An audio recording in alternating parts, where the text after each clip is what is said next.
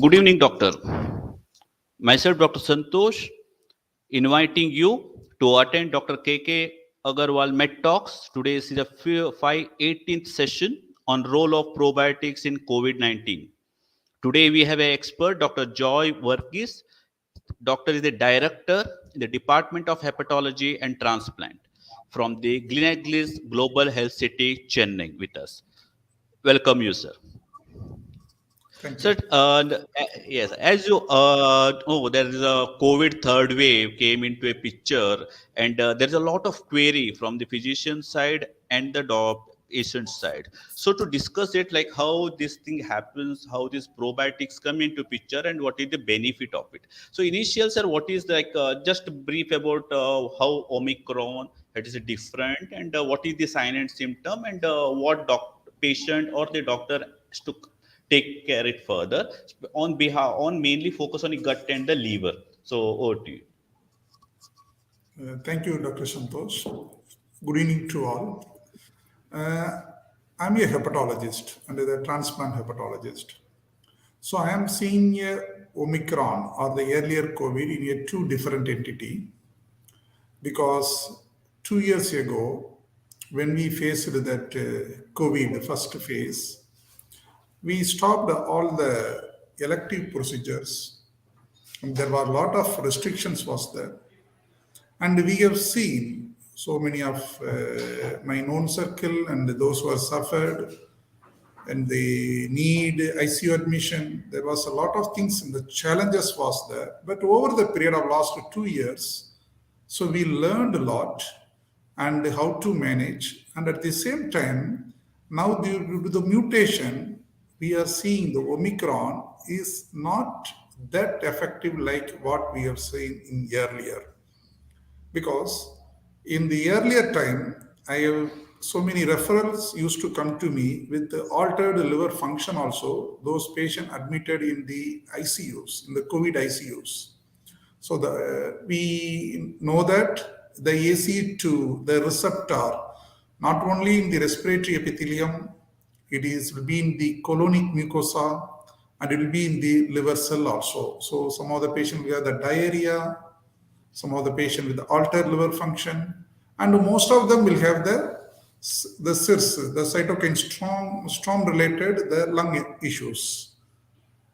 Some of the patient I have seen due to the COVID related liver cell failure and the patient got the secondary other opportunistic infection and the recovery there was impossible that time. But now, this due to the Omicron, I have not seen even a single case with the altered liver function test. That is the one of the, good observation we have seen. I have not seen a single case of the liver failure due to the Omicron. And also, we are seeing in practice nowadays the COVID infection, even though comes the Omicron related, the positive, most of them are the asymptomatic. Few of them have the mild infections. So these are the good observation now we are seeing. Yes, sir. Yeah, that is true, sir. But in the COVID first and second wave, there is a lot of doctors that say about liver function, even because all the drugs, even the remdesivir and all, they say that. So that means there is some liver is one of the important organ for the management of the COVID-19. So it is like it. I feel that there is a connectivity because I'm not able to understand, sir. There is a gut and there is a lung and there is a liver. So how it is connected each other?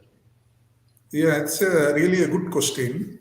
The lung, liver, and the gut. If you see, if you now we'll talk about the COVID-19 alone.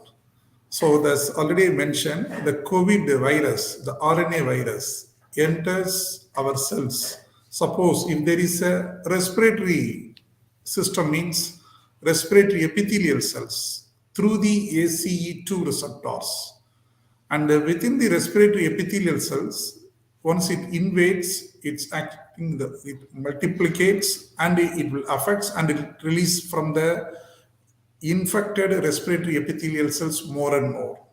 Same way, in the gut also, this COVID-19 SARS-CoV-2 virus enters through the ACE2 receptors and the colonic epithelial cells. Within the cells, it's getting multiplication and it'll get released. So that's why we can notice already documented the feces also, the virions. Similarly, in the liver also, it goes and attaches with the ACE2 receptor of the cholangiocytes and it causes the altered function. Apart from that, the COVID virus direct invasion, there are other way the disease scenario will vary. That is, one is called the leaky gut. Whenever there is an inflammation is there, the GAT particularly, that will alter the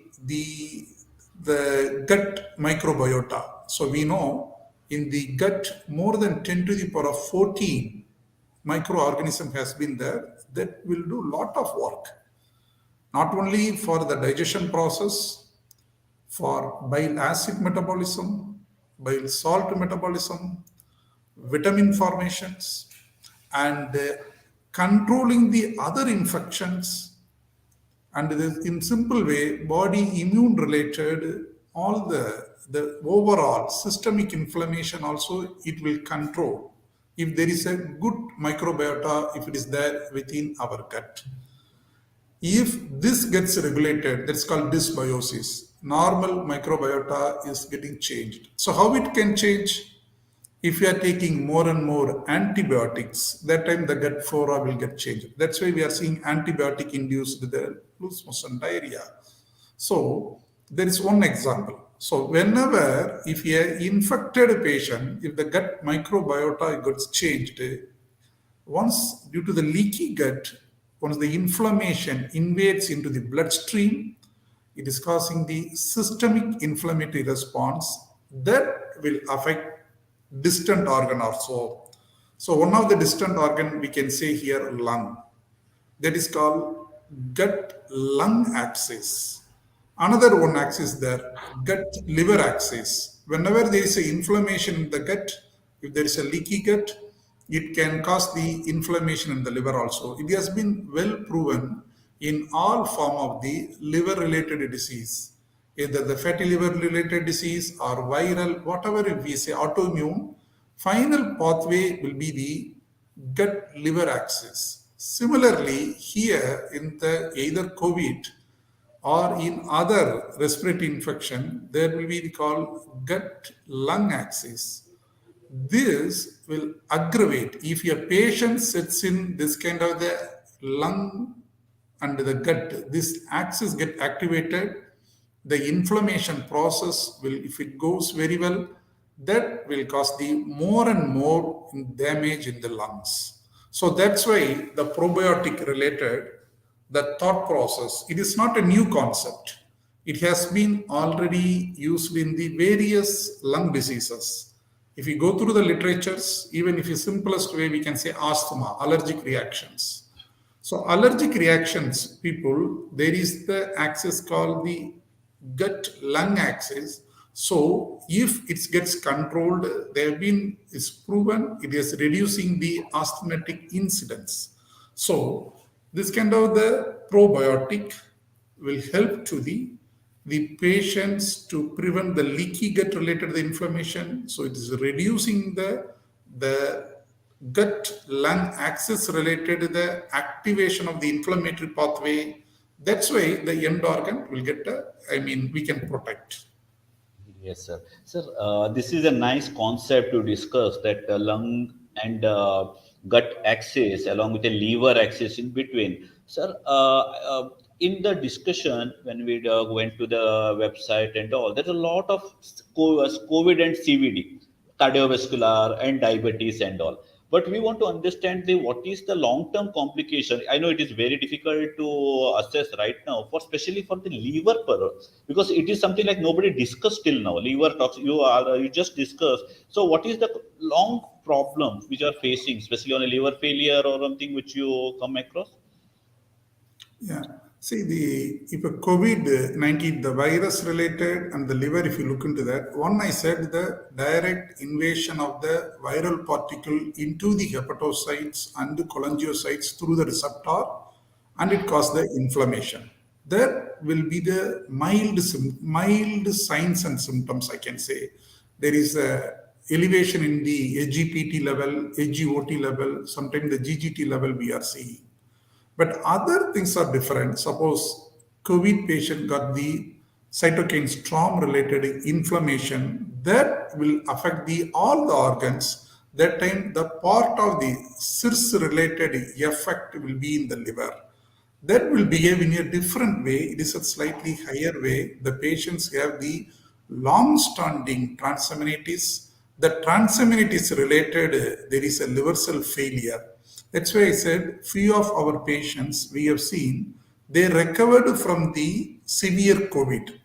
They got admission in ICU. So I'm talking about in the last 2 years experience wise. Those who have was very sick on ICU due to the COVID related the lung issues and they recovered very well. But after recovery, once the patients are coming for regular follow, they are consulting the pulmonologist. They noticed incidentally there is the rise in the liver enzymes. Then they referred to here. When we follow it up, we did all the etiological workup for the liver dysfunction. Finally, it ended with everything is related to the severe COVID related the sequelae. We did a liver biopsy. Liver biopsy shows the character. This all recent days published very well. The COVID related systemic illness, if affects the other organ, particularly the liver, what will be the liver biopsy findings? So the liver biopsy like looks like here, the sinusoidal obstruction syndrome like thing.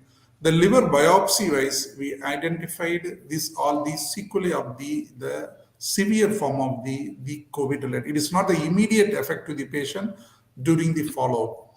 Third type due to the drug. So the remdesivir, some of the drugs. Okay, suppose you are going to use nowadays they are not using now, but earlier they are going to use the more and more the slightly hepatotoxic drug.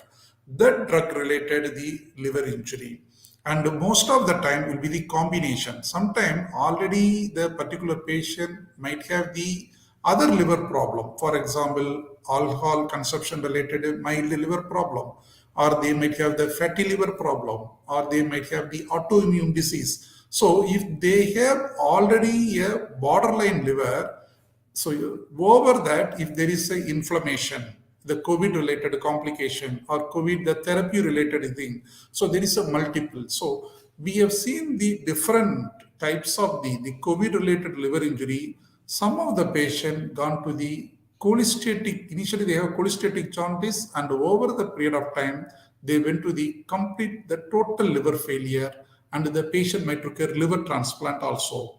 So these are rare but it is not I can't say the uncommon. So even if we are seeing mean I'm sure rest of the world everyone they will look into that. Yes, sir. This is a very nice and new pointers because we always say that if hypertension or diabetes go and there is a high risk, but you rightly said that the liver health is also important. And anything about the liver related, please discuss with your doctor and take the suggestion or not. That, but another one like, of course, you come to the diabetes. There are so many diabetic. It's India is a diabetic capital, and you know diabetes lead to fatty liver and all. So if that patient have a COVID with the diabetes, with this thing, anything you want to discuss and suggest to our audience and the doctors? Yeah. See, the diabetic patients, most of them will have the fatty liver. Nowadays, the earlier we used to say non-alcoholic fatty liver disease, NAFLD. That is the terminology what still we are using, but what was used earlier. Nowadays, we are changing the terminology the MAFLD, metabolic associated fatty liver disease. So diabetic, because why the terminology has been now is changing to that, we know that diabetes is the comes to the metabolic syndrome. So most of the diabetes patient will have the insulin resistance, obesity, triglyceridemia, and most of the diabetic patients has a more prone to get cardiac disease. So everything component comes into the metabolic syndrome. Same pictures nowadays in the fatty liver disease. That's why MAFLD, metabolic associated fatty liver disease. If they get a COVID infection, we know the severe form of COVID, they are used to that time the cytokine storm steroid. So already if the patient individual have the diabetic, if you are going to use the steroid, either the methylprednisolone format or the prednisolone tablet form, definitely the sugar level will get shooted up. So that way that it will worsen the associated the background disease also. So need the proper control. They are more prone to get a secondary infection, any form of infection, the gut infection or fungal infection or so. That is diabetic people getting this kind of the liver disease and having the super added the COVID infection. And at that time, if you are going to the severe cases, if you are going to the aggressive management, that time it should need the multidisciplinary control over the all the specialty doctors, team of the doctor has to manage. That time we won't miss even a single that point of the complication, and we can prevent and we can easily manage. Yes, sir, that is the nice suggestion for the audience. So another one, you saw leaky gut, and nowadays you just discuss about the antibiotic usage and what is the problem faced with. If that is a use of probiotics, in especially for a COVID-19, how it is benefited this lung, liver, and gut axis, and what is the like benefit from the COVID, especially from the reducing the complication in the future. Yeah. See, first I will come to the probiotics. So, what are the probiotics we have nowadays? So, there is not a single, okay, it is a combination of the probiotic we are using in our practice. So, lactobacillus combination with the bifidobacterium, and there is the bacillus. So many the combination of the probiotics we are using. We all know the probiotics are very important because they play normally our gut has the probiotics, okay, but the normal flora is maintained by the probiotics, the organism. In case if there is any dysbiosis happens, that time only the altered bowel habits and everything is going into that this kind of the leaky gut. That I can liver side, it has been well documented. There is no doubt about the gut liver axis play a major role for the liver disease progression. If you name it any chronic liver disease, that's why I mentioned either ethanol related. We are thinking, okay, alcohol consumption is directly affecting the liver, that's why the patient getting the liver problem. Of course, that's the true. Alcohol will cause the acetaldehyde and acetic acid. There are so many enzymes are involving. If this the mitochondria, particularly the hepatocyte mitochondria, plays a major role, there is a dysregulation, they'll get the fatty liver. But it will all cause the acute, the immediate injury and immediate effect, which is taking for the chronicity, chronic inflammation. So that the alcohol will cause the gut microbiota also it is getting changed. That will taking over for the chronic inflammation, ongoing inflammation within the liver by the gut liver axis. So if you look into that liver disease, there will be the gut motility will be low, and there will be the secondary bacterial overgrowth will be there. So why there is a bacterial overgrowth? It's not a normal microflora. So unwanted. Okay, why it is happening? Everything's to the proper, the etiology related, the slowness, everything due to the particular etiology related. Once the bacterial overgrowth, that is further worsening and it is causing that inflammation, systemic inflammation, and through the leaky gut. So usage of probiotic in liver disease, the studies have many number of studies are there.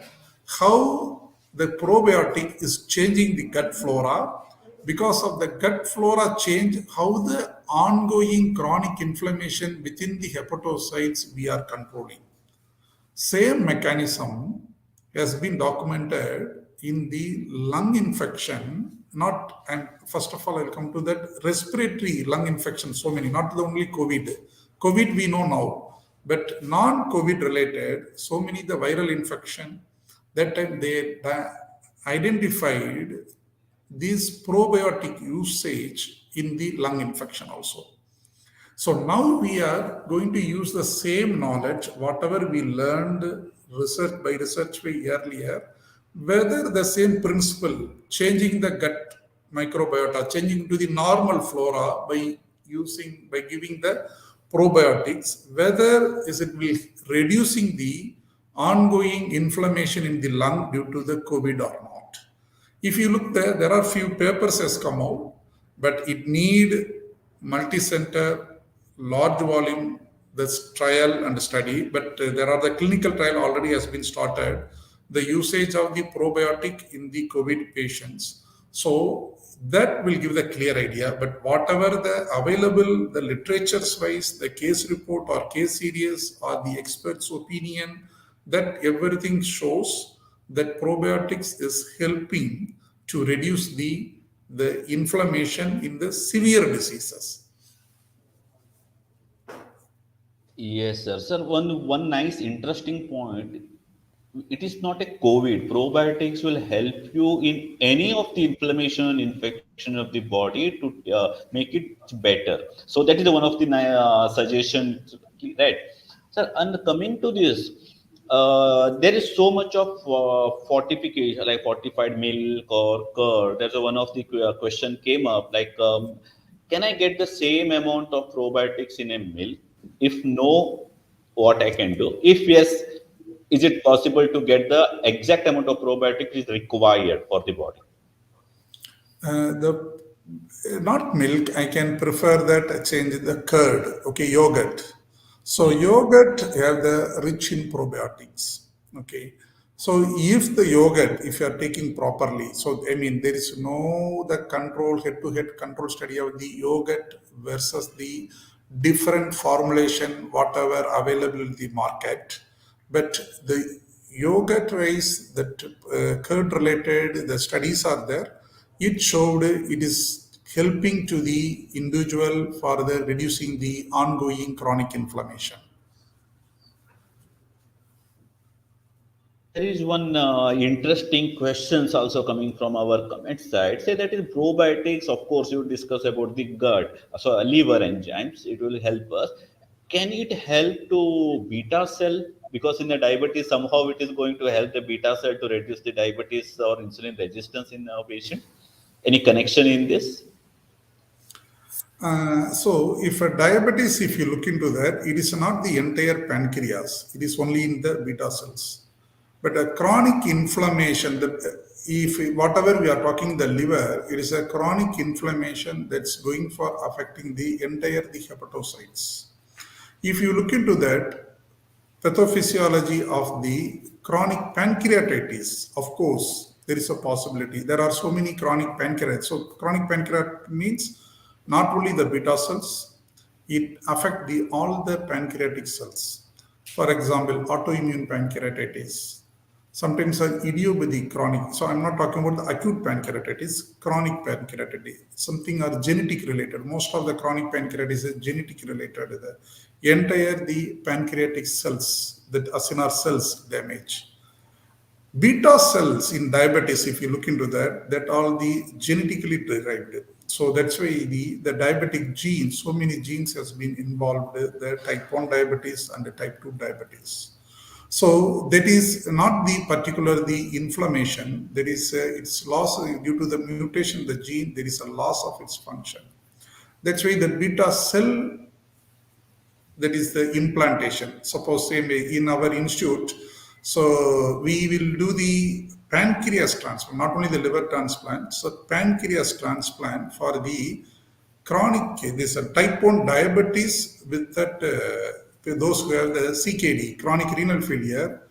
We will that time beta cell transmission alone we can do. We can extract the beta cells from the pancreas. Suppose that from cadaver organ, whenever the pancreas, we can isolate the beta cells. Then we can give the beta cells alone into the those who have the diabetic people. But if you look into the efficacy and the long-term outcome, it is not that much comparable with the pancreas transplant. So these are the that time, if whatever your question you are talking about, there is the beta cell related, whether the probiotic alone, whether will control the ongoing diabetes or thing. Diabetes alone, it is not a come under the chronic inflammation. Okay, it is not a chronic inflammation related. Some of the things are, we know the chronic inflammation. Infection will play a one category, non-infection will play a major role. So it is not under chronic. Yes, sir. Yes, sir. The probiotics, that is the yogurt or the curd have a probiotics. Other than this, any food supplement have a probiotics, so that they will.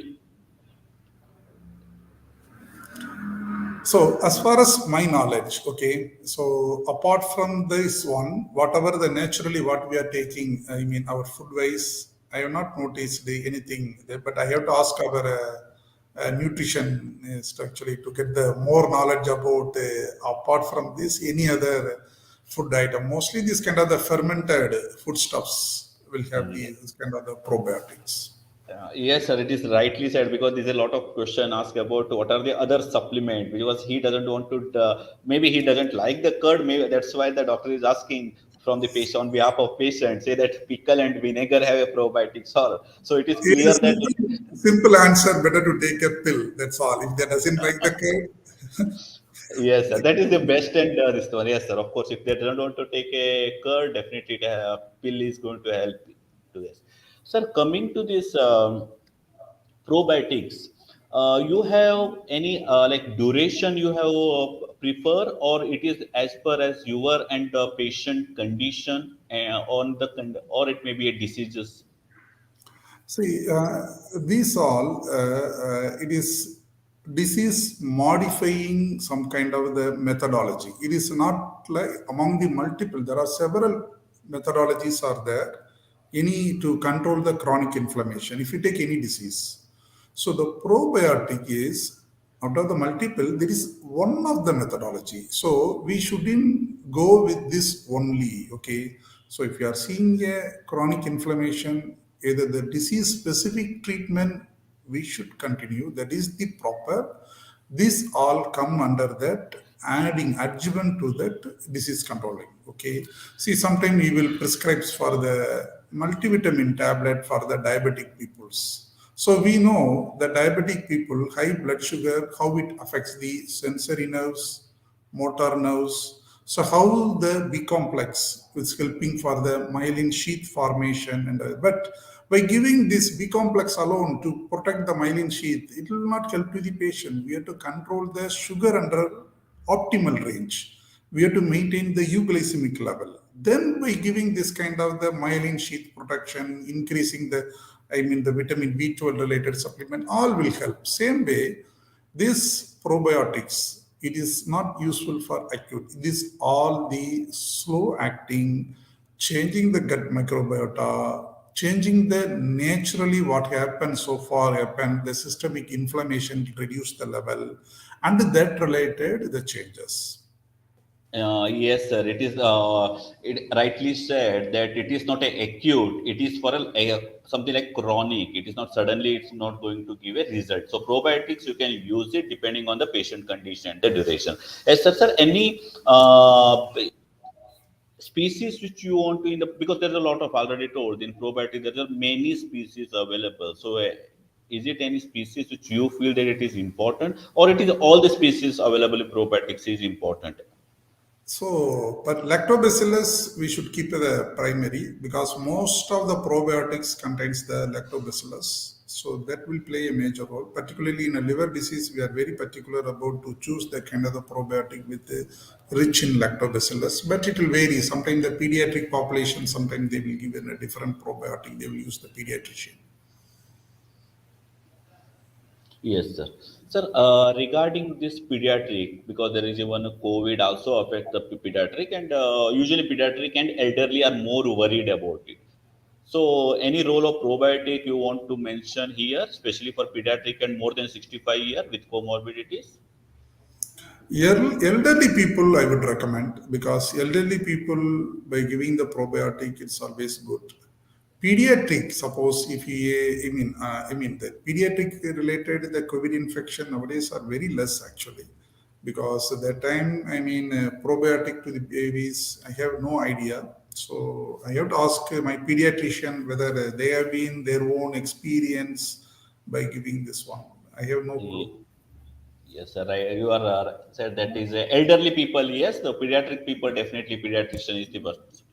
So regarding lot of antibiotic prescription, and even the patient himself went, even the doctors are not prescribed, and some patient went to the physician pharmacy and they are taking lot of antibiotics related issues. So this antibiotic definitely going to, as you rightly said, it is going to affect the gut microbiota and also the lung and the liver. So what is the percentage? Because there are, so with this definitely our doctor and the patients also get a benefit. Like you have to be a very much careful, and any antibiotics you have to take. Not about COVID, any other disease. So doctor suggestion is must. So what is your advice on it? See, the over the counter going and getting the antibiotics and taking for the long term, it is not at all advisable because each antibiotics, if you are going to take a long term, has its own side effect because antibiotics are metabolized in the two organs. One of the major organ is the liver. Take any antibiotic, most of them are will get metabolized in the liver, or some of the antibiotics will get metabolized in the kidney. Even it's metabolized by the liver and it's transporting through the kidney, it is getting excreted. Some of them are the renal and is getting so. Taking the long term without the prescription, if you're taking that's not at all good. There is a long term complication can occur. One of the common complication I can say drug resistance. If you are used to take one antibiotic for long term, normally our body immune system will change. There is develop the resistance to the particular antibiotic. So we don't without knowing that we are keep on continuing the antibiotics. Then whenever the patient gets any infection, it will push us to use the higher antibiotics. It's really unwanted. Okay, so drug resistance is the number one. Second, this gut. It's changed the because sometimes we have seen even not long term, even 2 3 days if we take antibiotic, suddenly they will cause the loose motion. The patient will come with a loose motion diarrhea. Once that time, if we stop, normally what in practice we are doing, we will stop the antibiotic, we will give the probiotics. So many probiotics, we will give the probiotics. Once stopping that antibiotic, after that, by supplementing with a probiotic, it is changing the gut microbiota, so the patients are getting well. That we have seen now.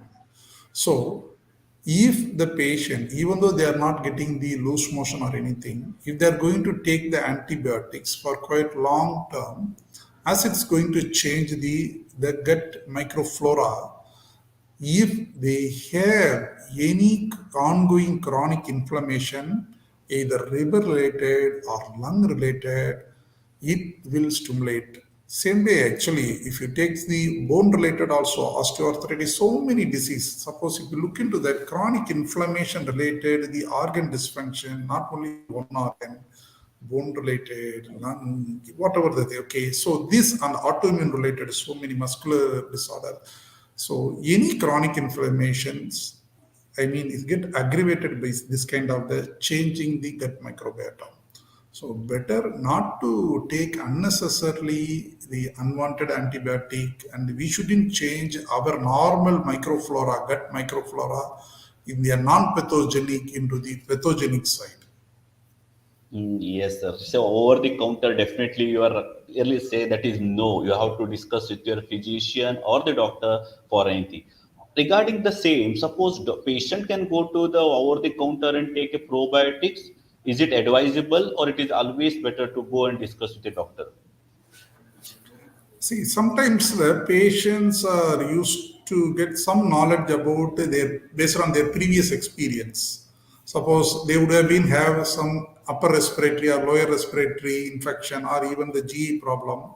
So they would have first time they would have been consulted the doctor and the doctor would have prescribed some medicine. The second time the same symptom comes, the patient with the previous prescription, they'll go and get the same medication and they'll see the response. Most of the time, the same, whatever the precipitating illness it would be, then they'll recover very well. But if they have the not only the particular infection, they have any other disease, the symptoms, definitely they'll miss the time period. So my suggestion, better everyone have their own the family doctor, better consult, nothing wrong. Okay, so even nowadays they are using that video consultation, online consultation. They can fix the appointment, they can discuss and they can get idea.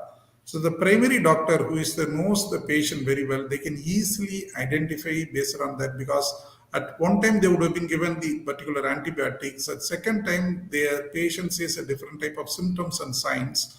Even though patient says it's the same, but they know background of the disease, there will be different symptoms and sign, and they will choose the better antibiotics or anything. So my suggestion, better. But suppose fever comes, if they are going to take one paracetamol or dolo 160, 650 something, might say no issues, just for temporary relief. But something beyond that, and at that time also fever doesn't subside for 1 or 2 days, they have to consult the doctor. They shouldn't take it as granted. Yes, sir. Sir, it's rightly said because it is you used to it. If same symptom comes, take a same prescription, go to the pharmacist and take the medication. Even they don't know what is there inside. So it is always better to discuss with the family physician.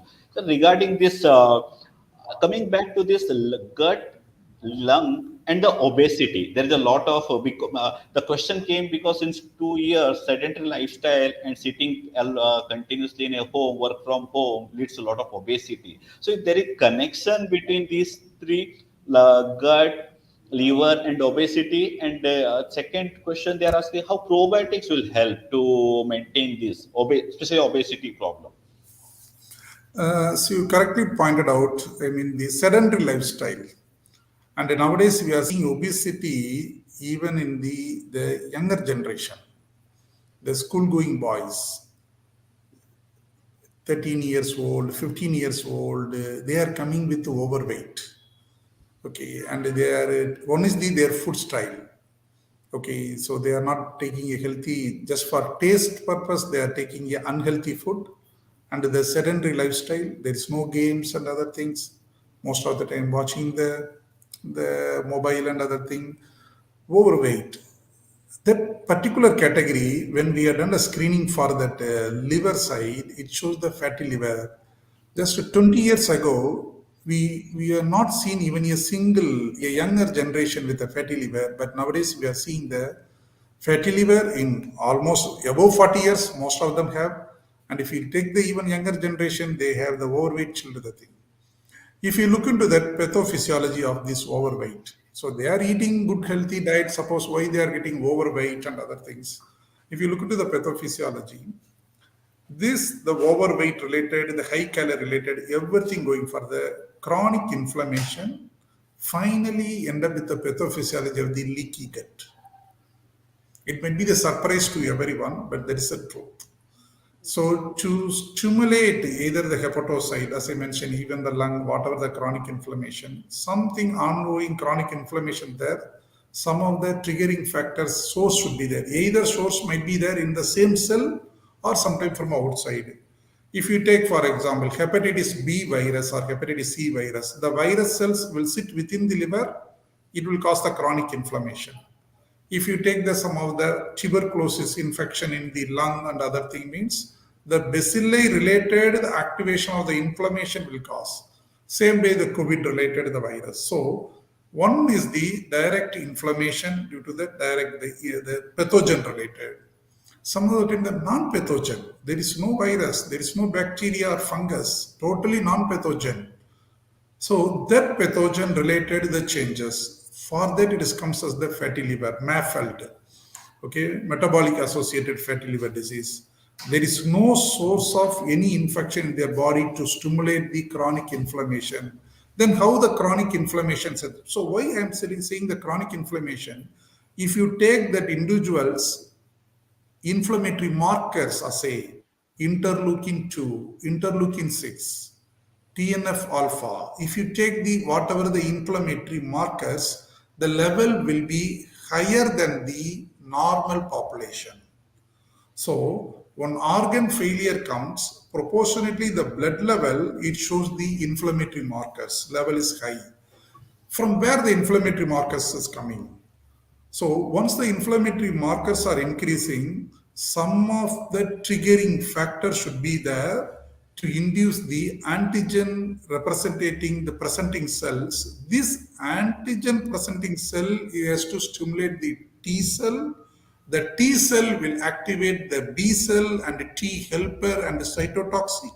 That related to Th1 and 2 cell activation, then the inflammatory, the cytokines. So many cytokines are interleukins. We have variety of cytokine, TNF alpha, then the gamma interferon and the NK cells. So if you look into all the patho in molecular level activations, finally the stimulus from the antigen presenting cells.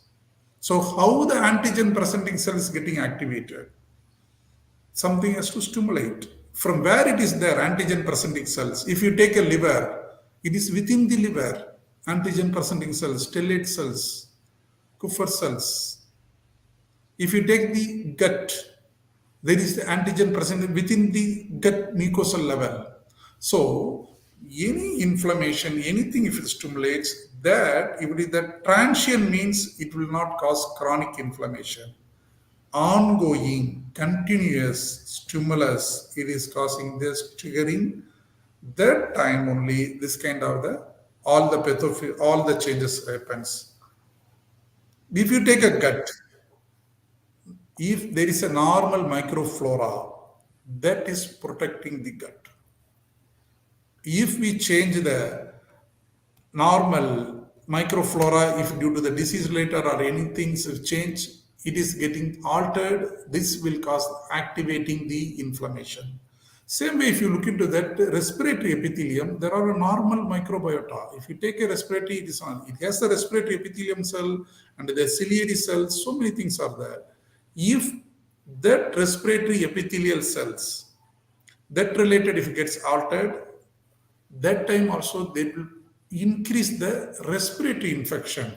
Once the respiratory infection sets in, whether it's acute or chronic, based on what the treatment option they are going at the same time, whether ongoing chronic inflammation to control, whether we are taking adequate steps or not.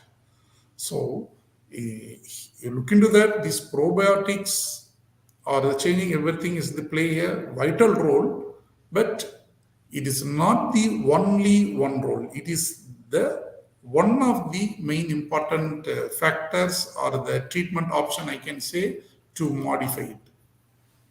So rightly summarized, like gu- gut and the lung, which is the barrier between external and internal environment, and it is like a good health for a good gut for a good health. That's what like overall this thing. And of course we have to maintain the symbiotic and this relation with the help of the probiotics. Regarding this, there are a lot of question is asking like, can I take a yogurt whatever available in the market for a year together, whether it is advisable or the curd is advisable? See, the both are good, but usually the curd is the natural format. So yogurt is slightly modified one. Okay, so my suggestion to them, they can take both, either this one or there is no much difference. Any other, I mean, valid comment, I mean, some expertise might be there, those who are using in the field of nutritionist. So if they have something, the valid comment, I am accepting that comment also. Yes. Sir, regarding the you told about the gut and the liver axis. So there is a chronic inflammation. You rightly mentioned. How can we come across there is a chronic inflammation in the body? How, there is any test for an intestine, or we have to test the blood, or we have to test the liver function? Okay. So the chronic inflammation, if you take, suppose liver means there are the specific tests for the to identify chronic inflammation in the liver. There are blood tests. One example I can say, AGPT, AGOT. If you are seeing the patient with the keep on regularly coming to our clinic, always the liver enzymes are very high, We have to understand something is hitting the hepatocytes. That's why the enzymes are getting released from the liver due to the rupture of the hepatocytes.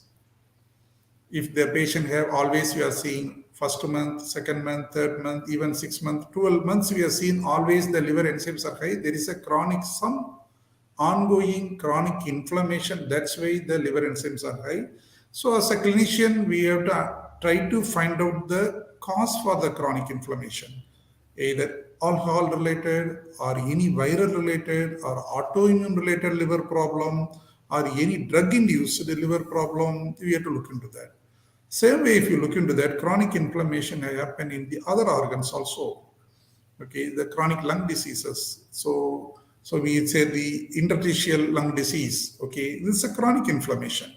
So before to label it as whether the acute inflammation is going to the chronic inflammation or not, we have to look into that. Osteoarthritis, chronic inflammations. So, and the kidney disease. Chronic kidney disease, we can say, but if you look into that, to end up with a stage 5, first it is for years together it is going, multiple episode of some injury. So we have to look into that. So what is the things, whether the RPGN is converting into the CKD or any other the chronic glomerular nephritis, what could be the reason for either the diabetes related or a drug causing or autoimmune disease, or that all we have to look at ongoing chronic. So if we know the chronic inflammation related source, that time we can try to understand, we can try to control the primary. The gut liver, gut lung related has been already well established. So that is odd iron. Suppose apart from the organ specific injury, this all the increasing. So how to assess, how to know whether there is a blood side, any parameters are there, mean there is the inflammatory markers. But nowadays it is not clean. Nowadays, due to the COVID reason, earlier no one will check the cytokine level, interleukin 1, 2, 6, no one will check. Now, simple thing, they will check the ESR or CRP for the thing. Nowadays, due to the COVID related, so most of the labs are looking into that cytokine markers. If we can look into that not only in COVID, non-COVID also, we can check the cytokine markers. Of course, organ specific will be the earlier. Cytokine markers always will be higher in the above the normal range in any chronic inflammation. So that's way we can come to that ongoing some chronic inflammations there. So rheumatologists, most of the rheumatologists will check the CRP. Nowadays they are started to look into that interleukins also because it's easily available nowadays.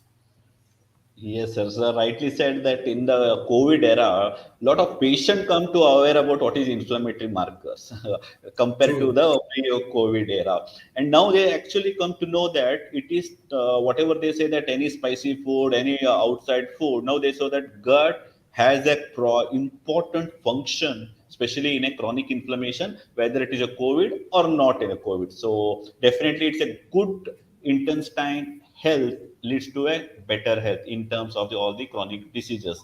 And you already mentioned about how the probiotics, of course, the primary treatment is something depending on the condition or the disease of the patient. Secondary is definitely try to give symbiotic relation in a gut with the probiotics to manage the diseases. Sir, before there's a lot of questions, but I say that before going into this session, I want what is your key insight or what is the point which, as a physician, we have to know, understand the role of probiotics in the COVID, in this, not a along with non COVID also, and how we manage even after the COVID. Because inflammation or infection will be there lifelong. Today is a COVID, tomorrow maybe another diseases.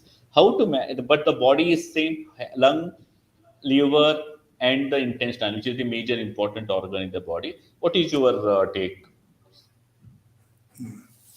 So if the take a microbiota in the respiratory versus the gut, there are, I mean, the respiratory I already told, there are the normal microflora will be there in the respiratory system.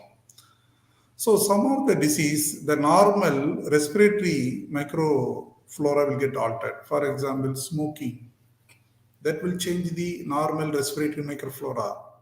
Their what their job, the dusty, that's so that environment, okay. So, and we know some of them are by environmental factors or the self, our habit, we will change, changing the normal microflora, that will worsen the disease. Same way, gut wise, taking the antibiotics, unnecessary antibiotics, that will change the microflora, the normal microflora. So, one is the prevention, we have to understand, we have to control, and in spite of sometimes it will not be under our control due to the disease wise. Sometimes we will get microflora, so it is not our, intentionally we are not changing. The disease per se will cause some of the respiratory, for example, ciliary epithelial disease.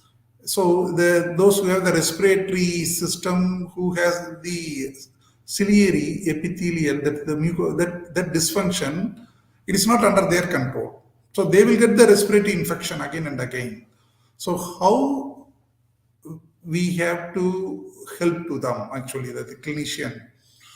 So gut, liver, and gut, lung, that axis we can maintain in a normal way by using the probiotic. That is my conclusion. We can't change the cellular level, the ciliary epithelial damage, or the hepatocyte level, the changes. Some of the stimulus, some of the infections, some of the non-infections will cause the organ-related damage. But for the progression of that damage, we can control by this kind of the gut liver or a gut lung axis or aggravating this kind of the systemic inflammation to control. We have to keep a normal microflora in our GI. For that, the probiotic is helping. So any chronic inflammation, by adding this kind of the probiotics, not in acute infection, acute some antibiotic induced diarrhea, we can use the probiotic, that will help the immediate relief. But ongoing chronic inflammations, it will help. So we should use it, and at the same time, if we have to consult their own consultant also. Once the consultant level, okay, they have to assess, okay, whether the patient requires, how long we have to use. The question will come, how long? Whether we have to use for the entire life? No, it's not like that. So each disease is, once it gets controlled, whether the patient's well, okay, whether we can stop it or not, because these all supplement. So we have to know, okay, so we have to stop and we have to see the response and other things. Yes, sir. It is a nicely said that probiotics will try to reduce whatever the complication is going to happen. So benefit is definitely there along with this. So it was a very nice discussion, and from the hepatologist point of view, we got a very good insight on the role of probiotics in COVID-19. So I thank you, Dr. J. Varghese, for a wonderful chatting with us about the role of probiotics in COVID-19. Thank you, sir. Thank you, Dr. Shantos, and thanks to the all the doctors community and all the viewers, and thanks to the ESV, the private partner, and who has taken the effort to for this show. Thank you so much. Thank you, sir. Thank you.